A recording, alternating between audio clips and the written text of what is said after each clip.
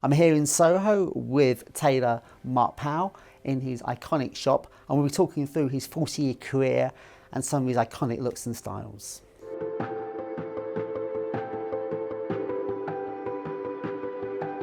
So Mark, your tailoring career started in 1985. What was your influences back then?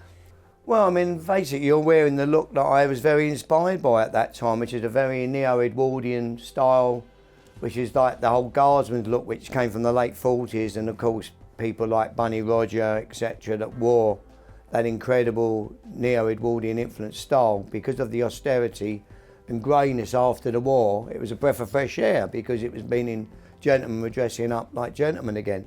But I took that, and I suppose in a way, as I always do, I gave it a bit of a street edge, so it didn't have such a sort of hoity-toity sort of posh look to it. It was a bit more edgy.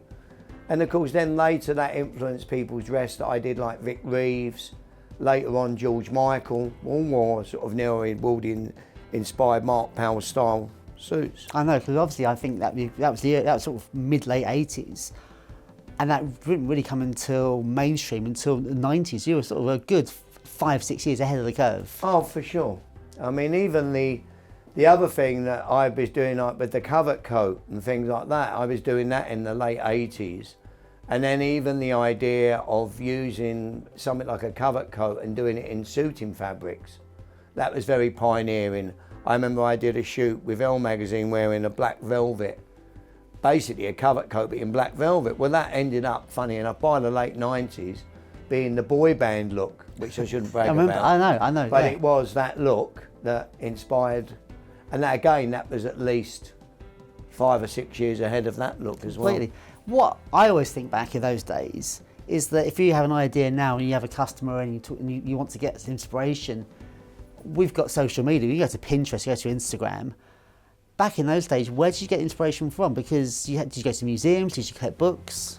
Well, I just did it that way. I'd started buying fashion books from about 18, 19 years old and started to research on that whole neo-Edwardian thing. In fact, when I did my first looks, which were in the very early ages before I got my shop, they were also more pure to very early teddy boys, sort of 51, 52, where they wore less flamboyant fabrics, not stroke shawadi-waddy. No. It was like very muted. But then also I started looking at the modernist look as well, which again was very influential on my style at that time. But the modernist, not in the Carnaby Street mod of the 60s, but the modernist of the late 50s, the jazz cool modernist. Yeah. Which was the original bum freezer jacket, which was, from about 57, 58 onwards. But then in that era, I used to do the looks more pure to the style of the authentic style. But nobody else was really doing it, because it was certainly not what I was doing on the high street. No. But then it did filter down eventually, a lot of it. And then of course I like the Regency dandy thing, which is very much more into this mid-60s boutique look, the John Stephen influence, etc. So I was looking and reading up on all those iconic early British men's designers that became very influential on what the future of men's fashion became. Because really, in the 60s, men's fashion had a real shake-up. Before that, it was all just very Savile Row based, very pure to the tradition. And then by that time, then you had tailors like Blades on Savile Row, etc., who were doing very tailoring that was very dandified and more up there with like what was going on Carnaby Street. So I think that was the thing that happened. And then of course Tommy Nutter came along, which was another thing which started to change the whole Savile Row, old military influence tailoring, basically. No, certainly.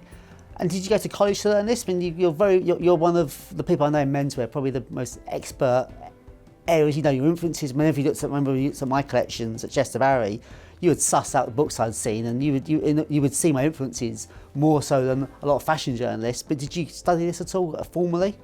No, I didn't at all. I mean, basically it was a passion, so I read books, up on things that inspired me. And then I was really wanted to be out there on my own with the style that I was setting. And even the looks that became the looks of the 90s onwards I was still doing things that were very different. And then, of course, the other thing that was very, if you like, a little bit frustrating was the way that the fashion mags picked up on me and just pigeonholed me as a sort of geezer tailor, especially once the lock stock thing happened. So I sort of knew how to sort of just show them up on that by doing the best women's collection you could ever do.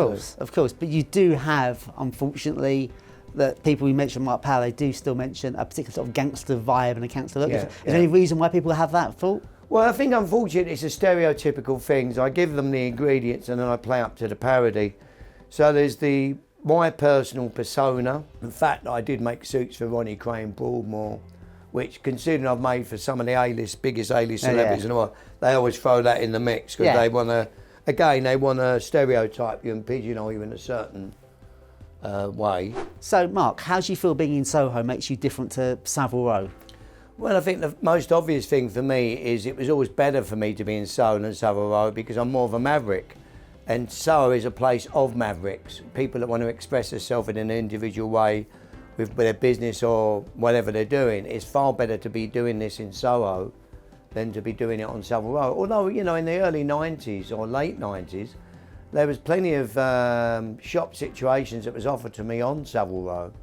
And I did think about it because Oswald had already moved there by then. That's Oswald Boateng. Yeah, and had made quite a good mark for himself there. You know, I did consider it, but then on reflection or when I pulled back, it was always because I just thought Soho was far better for me to express my style. And there is a tradition of Soho tailors as well. You're not just an outskirt of Savile Row. It's a culture in its own. Well, that's right. I mean, the fact is, everyone just thinks of the Carnaby Street thing about Soho.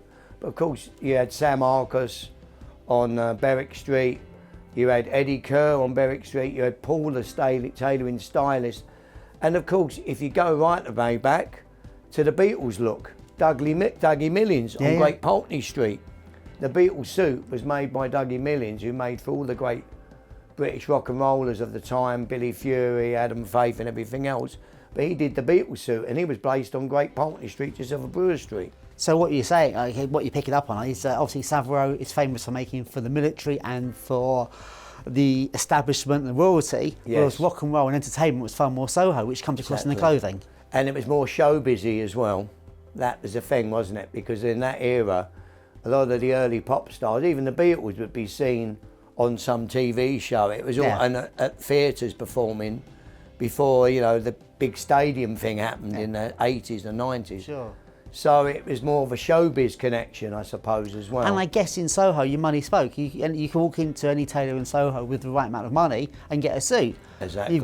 I talk to my customers now, as back in the day, to go to a Savile Row tailor, you'd have 2 letters of recommendation. You have all the cash in the world, but without a personal recommendation from an existing customer. It's like joining a gentleman's club. That's right, it was. Whereas this was far more democratic, and I think you moved a bit quicker, and that edge still resonates in this area. That's right. And the other thing I think that's very important is that one of the great quotes was that by the 60s, the working class guy dressed far better than the upper class guy, because they were going to their local tailors on their own high streets and to Soho tailors and getting more edgy tailoring.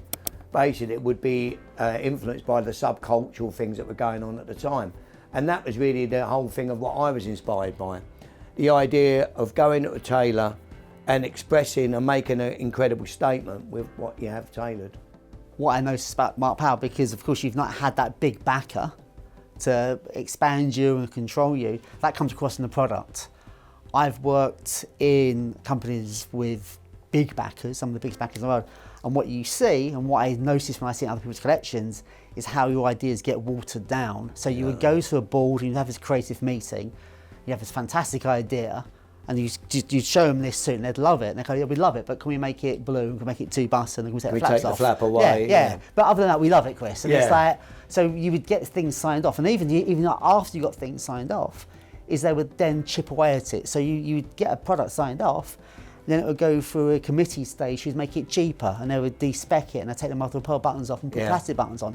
And it was very frustrating. Whereas what you've got, even though you haven't got the backer, is you've still got that lovely sense of control when you see your suits, that if you want a pearl button, you've got a pearl button, you'll get a cloth colour button. Exactly. And all these lovely flaps, from a commercial point of view, it's just using up a lot of cloth. Yeah. And if you're making a lot of suits, so yeah, Well, you've that's never why had they look that. at the cutting the corners for cost effectiveness. I would say that if you stick by your guns of what you want, you could have done it, but with you, it's probably always a lot harder because you'd have to go through 5 or 6 different. You have to go through it all, and you always get pushed back, and they become so safe. And you're seeing that again. That's why I bring customers here. Is that you're seeing in the high street is that everyone's doing the same version of a 2-button blue suit. Now I love a 2-button blue suit. I've got a couple. Yeah. But that's all you've got, and there's nothing other than that. Everyone's trying to be that same very side vent. It's got to be flat front trousers with belt loops. Everyone's just trying to be so commercial. It's getting a bit bland. Yeah, it's very generic now at the moment, tailoring. And I think what's good with my thing is I can update things that I've already got in my resume, which is still pretty big compared to most people. You're now so in a situation, there's never no problem. I mean, for example, the 1-button suit that we do is our safest suit. Yeah. But it's still a very stylish Oh no, there's suit. nothing, even your safest suit has edges to it. Even the shape of your lapel, everything's very thought through, considered. And the great thing about now, you've been here for 40 years. You've got your own archive. You don't need to research other people's looks because you can revive your own. And I own my looks, if you like, even if the direct influences are from, like I said, your suit was from the Bunny Roger thing, or the 60s looks taken from popular culture or whatever at that time. I've also know now, which I'm obsessed with, is updating the look so it looks current and it looks contemporary. So it doesn't look like contemporary, because everyone now does vintage as well. Yeah. And when they do vintage, it looks like they come off a film set. It does. So it doesn't look that cool. I think what you've done very well is that even from the beginning is you make it wearable. Because again, it's all very well having the new Edwardians took influences from the Edwardian era, but they still want front creases. They don't want an Edwardian suit because it's costume. Yeah, that's so the right. important thing is, and I feel wearing this, and I absolutely love It's this. the influence. It actually feels contemporary, albeit very different to what is out in the high street. That's right. So although one of your iconic looks was that 90s high-busting Edwardian-inspired look, which really, I mean, I worked at Selfridges at the time, and I was seeing it in so many collections, not yours, that were showing 4-button suits. It became, even the high street were doing it, not as well as you. Where did you go style-wise after that? Because did you find it frustrating, or did you just want to move on to new things? No, I just didn't find it frustrating at all. I just moved on. So from developing more the dandy sort of look, which was more late 60s influence, I then started playing around with the 70s thing. Then another interesting thing happened in the late 90s. I went to Vietnam, and we got talking, and it's really cool. In Saigon or Ho Chi Minh City, it was actually the Berlin of the Far East. So that started getting me inspired. So I started doing very short linen 3-button jackets with very wide Oxford bag trousers. Wow. No one was doing nothing like that. No one was doing anything 3-inch like that. waistbands, wide Oxford, but not even with pleats. No. That's straight very, leg. very 1930s.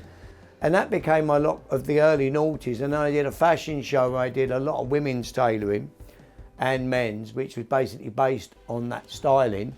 And a lot of the women's stuff now, if you look around the room in here now, it still stands up now. Then I sort of developed my own ready-to-wear range properly. Yeah, I remember that was probably in the 2000s. No, it was a bit late 2005. Okay. Because then I did Pitti, and I started exhibiting in Pitti, which was, quite interesting for me. That's where I at the met time. you? Yeah. And all the Italians then, forget the peacock thing in Pitti, they looked so square and boring. And I stood out. But It was. I think. Before they had all the hats on and all the silly peacock stuff. No. When you went out there, Italian fashion then was black suits and white shirts, open and neck. they never wore a waistcoat. No. They never wore pleated trousers. It was all the silly, tight, over tight, very short, over tailored look, wasn't it? Yeah, it was, and there was it was definitely because it's pre-social media, really. Yeah, that's right. So it was pre the peacock. So what you were doing was like nothing else out there. That's right. And that ready-to-wear collection really drew on different eras, which we've got here today. Yeah. This is certainly one of the blocks that we had, the 3-button show 3, Newburgh, the Dean, the 1-button suit we do, the Darblay, which is more Tommy Nutter, Edward Sexton inspired. But it really ticks all the boxes for different eras, and the way you style it is how it updates itself all the time. But then my shirts are very distinctive as well. No, we did. There's a video we've done on tab collared shirts. Yeah. And again, more so than even tailoring, is that every shirt you go to, if I take customers shopping for looking for shirts, you're looking at the same semi-cutaway from the high street through to bespoke. It's like, is there anything other than that or a button down? There's no one else doing that slightly more interesting, edgier style. Why did you pick tabs? What was it? Well, I just wanted, I had my own shirts that I always had. So I always did the round collar, I always did the spear. But then I decided to do them with the tab more probably later on. But I mean, I was doing the round collar shirt and the spear collar in the 80s in my first Powell & Co shop, but without the tab. The shirt thing, again, it's nothing new. I didn't redesign the shirt, but I've still been very strong with sticking by my styles. And no one to this day does a spear collar like I do. No. I've been customers in, and we were saying it does have a really distinctive look, and it's actually more wearable than people think. Yeah, exactly. And a lot of the guys now, they come in the shop really want to buy it because it's like become a signature thing. Certainly. Now, we touched on earlier how Soho is famous for making suits for the entertainment industry. You've done quite a lot of stuff for films as well as pop stars and film stars. Yeah. I know you don't like talking about it, but would you mind sharing a little bit? I've done quite a lot of cinema stuff. I mean, historically, obviously back in the 80s, I did Absolute Beginners, which was a movie about modernists basically, and the demise of the teddy boy, and also young people that were working class going into things like the creative industries, like the advertising industry, everything else. And then of course Gangster #1 is a bit more of a pigeonhole, but then everyone always says it's the most stylish gangster movie ever made, British one. Yeah. And I did all the clothes on that for Paul Bettany and Davy Fewlis. I'm in our films I actually played myself in as well. There was a movie I did with Danny Dyer, which was a Soho gangster film called Pimp, and I played Mark Powell in that film. Really? I was just myself. Is that on YouTube? Is that available on YouTube? Yeah, it's on YouTube, Fantastic. but I wouldn't say watch it. It's not a very good film. The only good bit in it is when I put the jacket on Danny Dyer, really. Okay. And then in the pop world, you've made for pretty much everyone who was anyone in the 90s. Yeah, I mean, everyone from David Bowie to Mick Jagger to George Michael, Brian Ferry. And then every boy band in the 90s I did. Okay. Take That, E17, Wet, Wet, Wet. You know, I don't sort of brag about it with them, but then groups like Sade, I always did all the band for Sade. And then recently, you know, I did the Killers in more recent times. The Horrors, they were quite a big cult band for a while, the Horrors. And then recently the Cooks. Cooks. Yeah. It's hard to imagine that there was a time when Savile Row would have turned those customers away. I think that's what so has the edge to it. And because of your heritage of making it for other previous pop stars, they're the ones who inspire them, so you're guessing it. Yeah. Boy bands must have been fun. It was. You used to get 5 suits out of them. Well, that was right. Well, that was the thing. I mean, Wet, Wet, Wet were very loyal clients. Yeah. I did all their stuff. I mean, even on videos that, you know, the boring #1 that was #1 from forever, Love Is All Around, that was all my clothes on that video. Did you get repeat fees? But yeah, I should have got repeat fees. I'd have had a nice drink out of it, wouldn't I? Paul Weller's another one who's been in more recent years, the last 10 years. Okay, and Bradley Wiggins? Bradley Wiggins. Because that was when I think probably, the 2010s, yeah. You had a bit of a reputation of being a bit of the mod tailor, which was never really your background. No, not at all. And I found that a little bit annoying, but then it was something that was great for me business-wise, because with that mod thing, I started to get a lot of the older mod guys, which was great for business, you know. So, I mean, it's still influential now, but actually historically I still have some young kids come in and go, oh, you're the mod tailor, which is a little bit annoying, but I have to tell about the 80s, the 90s, the noughties and that era. But look, everything's fine, you know. It's good that there are plenty of reinventions of what Mark Powell look is defined as. I also did Shopping, which was quite a big movie at the time, early 90s. Jude Law's first big movie actually, where he met Sadie Foss and I think they married.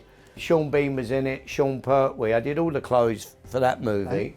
But there's not really as many big movies, but I suppose big movie star wise, I couldn't have done much bigger than doing the front cover, 2 front covers of George magazine, which Richard Jones only did 1.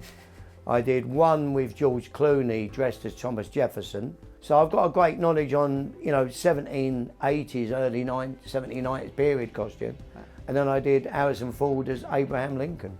Okay, you know. I always had you as 20th century expert. I didn't realise you had 18th, 19th century expertise as Oh well. yeah, sure, I can go right back. Do you think any of those influences? I suppose the Regency look is again. Well, it's just before the Regency look, Yeah. that look, isn't it? So it's like a tunic jacket rather than a lapel.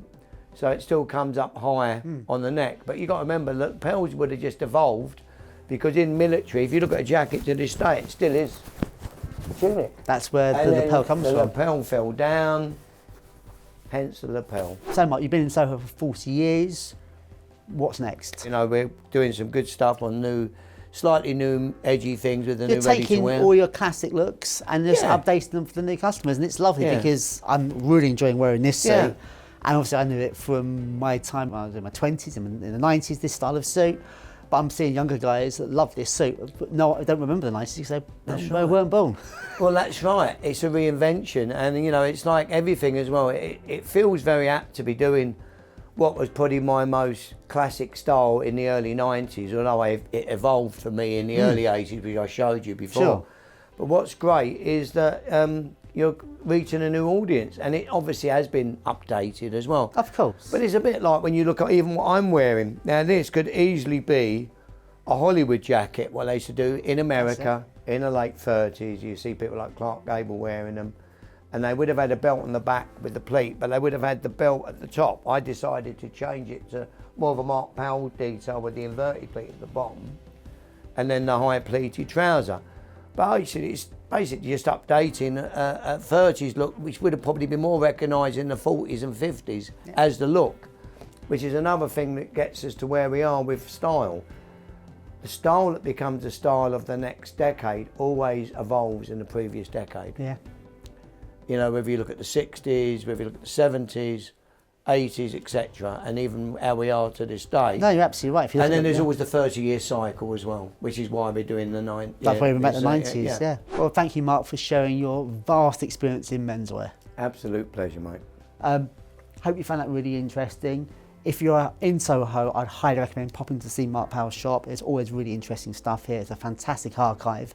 If you can't, there's a link to the Mark Powell website in the description below. Any comments or questions about the style, please put it below and hit that subscribe button.